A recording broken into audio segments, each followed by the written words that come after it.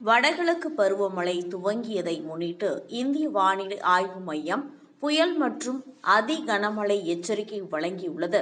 மயிலாடுதுறை மாவட்டத்திற்கு red alert எச்சரிக்கையும் வழங்கப்பட்டுள்ளது.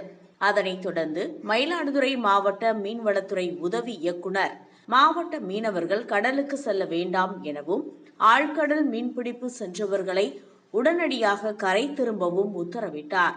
மேலும் மறு அறிவிப்பு வரும் வரை மாவட்ட மீனவர்கள் கடலுக்கு செல்லாமல் தங்கள் படகுகள் மற்றும் மீன்பிடி உபகரணங்களை பாதுகாப்பாக வைக்கவும் அறிவுறுத்தினார்.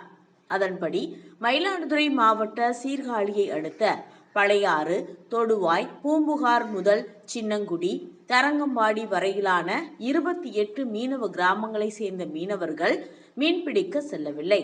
இதனால் மாவட்டம் முழுவதும் 350 விசைப்படகுகள், 3000த்திற்கும் மேற்பட்ட ஃபைபர் மற்றும் நாட்டு படகுகளும் பாதுகாப்பாக கரையில் நிறுத்தி வைக்கப்பட்டுள்ளது.